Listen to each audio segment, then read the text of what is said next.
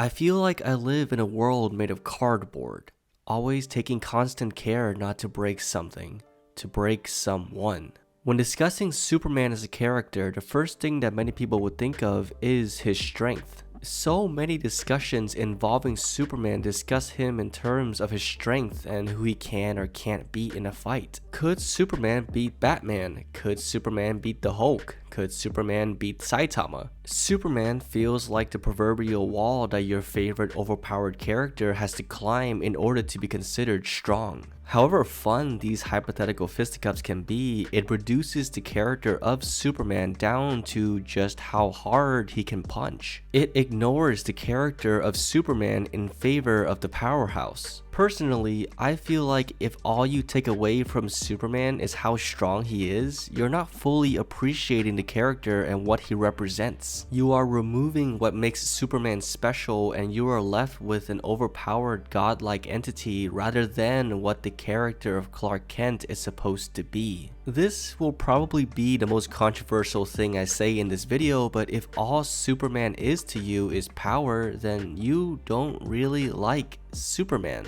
You enjoy spectacle, strength, and cool battles. It's perfectly fine to enjoy a character for their displays of power, but if that's all you get out of the character, you're missing the point of why the character was created in the first place. If Superman is as interchangeable to you as the Hulk or Gojo or Kratos or Omni-Man, then you're not fully appreciating the character in its entirety. I don't mean to shame anyone for enjoying power scaling. As a person who makes videos on anime, I have engaged with power scaling for my entire life and still do. I love thinking about the logistics of who would win in a fight and how one character's powers would interact with another. However, while I appreciate power scaling, I don't want the discourse around Superman to be reduced to who he could beat in a fight. I think more conversations need to be had about the themes and messages of overpowered characters as opposed to simply how hard they can hit or how big of an explosion that they can make. This is how we avoid making misguided assumptions comparing the role of one character to the role of another character. This is how we avoid misinformation stating that one character is simply the anime version of Superman just because they have surface level similarities. And so, without further ado, let's address a certain Super Saiyan in the room.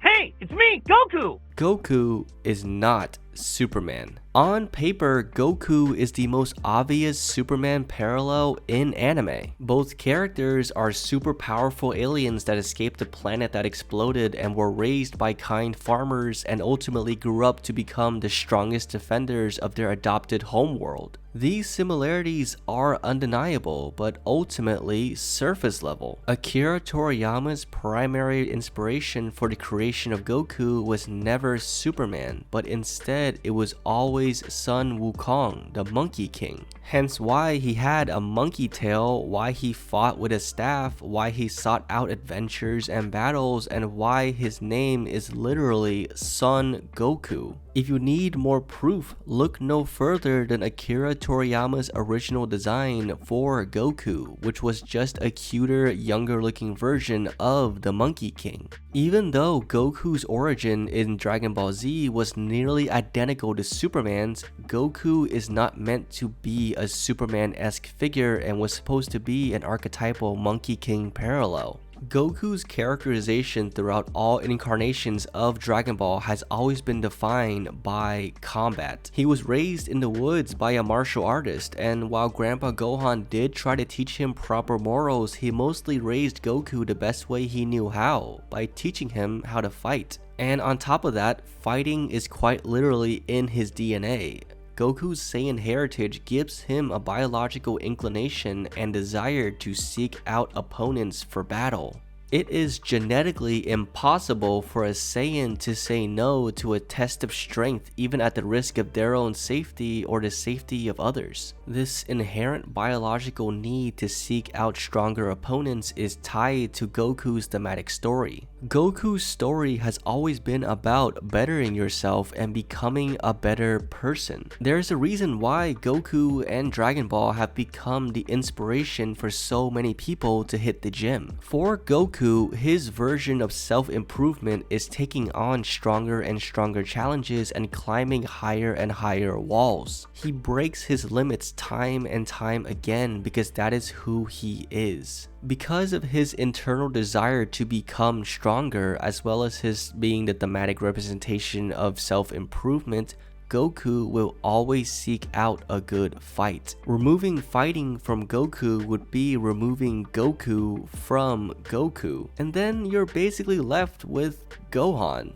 Meanwhile, on the other side of the planet, Clark Kent has always been a strong advocate for peace and diplomacy. The man of tomorrow avoids fighting the best he can because he knows that if he has to fight someone, he will win and he will have to hurt them. As he states in Justice League Unlimited during his final confrontation against Darkseid, "I feel like I live in a world made of cardboard, always taking constant care not to break something, to break someone." The reason I opened the video with this line is because it perfectly blends Superman's strength with his characterization. Clark was adopted by two people who were the best that humanity had to offer, and they in turn raised him to be the pinnacle of human goodness. Being the epitome of humanity's inherent goodness means that you have the strength to fend off evil for sure, but it also means that you should try your hardest to mitigate harm to others. As someone who can destroy a city block if he sneezes wrong, Superman has a really hard time not hurting people by just existing. So when he is presented with an antagonist, he will always try to reason with them first. He will even eat a few hits to try his hardest to find a peaceful solution with his villains. He knows that if he gets into a fight, it could lead to unintended casualties, but it would also mean that he would have to personally bring harm to someone, which is something he hates having to do. A battle will always be Superman's last resort, unlike Goku, who will abandon his family in a heartbeat to train the reincarnation of his strongest enemy so that he could give him a good fight in the future. If Superman were to enjoy fighting, and if he were to be motivated to seek out battles to test his strength just like Goku, he would no longer be Superman. The Man of Steel only puts his fist up when given no choice. Sure, Goku and Clark are both deemed Earth's mightiest protector, but Goku's Saiyan nature forces him to seek out stronger and stronger opponents. This Saiyan nature has on multiple occasions jeopardized the entire planet, his friends, and his family. On the other hand, Superman's human nature makes it so that he will always choose the most peaceful and humane alternative to conflict whenever he can. Even though humanity is capable of immense cruelty, Superman represents the human potential for goodness. Goku is defined by his strength, his love for battle, and his constant pursuit of self-improvement. Superman is not defined by his strength, he is defined by his humanity. Superman is altruism incarnate and presents to the world a model to aspire to be. He is the quintessential superhero. Now, I'm not saying that one character is better than the other, but it is pretty clear when you consider their characterizations beyond the surface level similarities that Goku is definitely not anime's answer to Superman. I would say that Gohan has more in common with Superman than Goku does, considering he does actively avoid conflict, seeks the most humane solutions, and puts the well-being and safety of his loved ones before anything else. We also shouldn't forget the Great Saiyaman era, no matter how hard we try to forget. So, if Goku isn't the Superman of anime, then who is? Well, there is really only one real answer here. In fact, in the past decade and a half, the only on-screen character that ever came close to accurately portraying Superman to portraying Clark Kent was this guy. I can do this all day. And also this guy. But I'll go down that rabbit hole another day. That was a snippet from the first video I ever uploaded to my channel an entire year ago. Back when I had a whopping 0 subscribers. I really wanted to revisit the video that began this channel, so to all 184 of you who watched that Superman video, this is a sequel you probably weren't waiting for but are getting anyways. Let's dive into why All Might is anime's perfect Superman. One of the biggest ironies of this entire video is that the author of My Hero Academia, Kohei Horikoshi, said that his inspiration for All Might is none other than Son Goku, despite the character being the best anime Superman we've ever seen.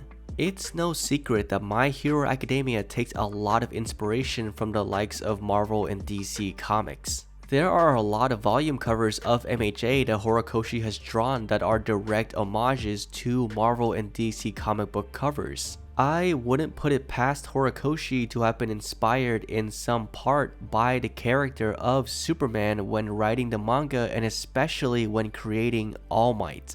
The entire superhero society in My Hero is upheld by the broad shoulders of its #1 hero. The balance of the world is maintained by All Might, whose altruism and willingness to save people are his defining character traits. Toshinori Yagi is driven by his unending desire to become a pillar of hope in an increasingly chaotic world.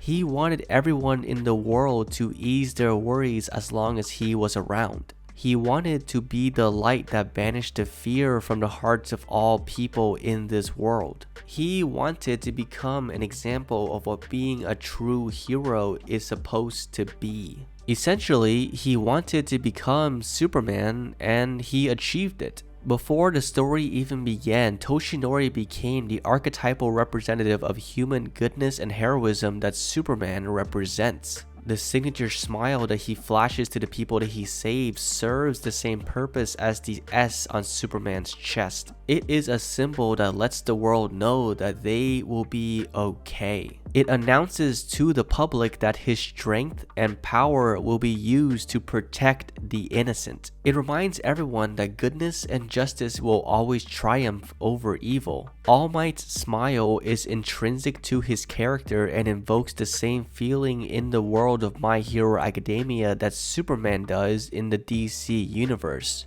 And that feeling is hope. This is what it means to be the symbol of peace. To hold up a society with not just your strength, but with your pure presence and aura. When you radiate so much hope through your actions, attitude, and power that you can calm down anyone even when they're in life-threatening danger, that's when you've perfectly captured the essence of Superman. There is one other quality that makes Superman, that makes Clark Kent who he is. This quality is what the entire series of My Hero Academia is built upon. All Might is not only the strongest hero, but he also serves a certain role in the lives of everyone in the story, from Endeavor to Bakugo, and especially to Izuku Midoriya. He gives them all something that Superman gives to the civilians of Metropolis and every other hero in the DC universe. Inspiration. My Hero Academia was built on the inspiration that All Might gave Deku to become a hero. He shows the world what true heroism looks like. The entire story of MHA shows Deku following the shining example that All Might set in order to become the world's greatest hero. With or without his powers, All Might hangs on to his altruism and his desire to save others. Saving people is as natural to Toshinori as it is breathing. Deku is very much the same way. His body moves on its own to save others, as if being a good person is inherently tied to his personality, which was molded and influenced by the heroism that All Might inspired in him. Inspiration is a big theme in My Hero Academia. Kirishima was inspired by Red Riot, Hawks was inspired by Endeavor, and even villains like Dabi, Toga, and Spinner were inspired by Stain. But all of them, in one way or another, all looked up to All Might as the true, unadulterated pinnacle of heroism, much like how in the DC universe and in superhero literature as a whole, Almost everyone looks up to Superman as the definition of a true superhero. Within the confines of his own story, All Might represents and embodies the two qualities that make Superman who he is: hope and inspiration. While I believe that Goku can certainly give hope to his friends and inspire many others, this isn't Goku's primary character trait. Goku's role in his story is to battle and get stronger ad infinitum to demonstrate the value of persistent self-improvement. The role of Superman and his true anime counterpart is to be a beacon of hope and to inspire others to be heroes themselves. Thank you all so much for watching the video all the way to the end. Let me know in the comments down below what other videos you want me to make, and as always, don't forget to like and subscribe, and I'll catch you next time with more lukewarm takes.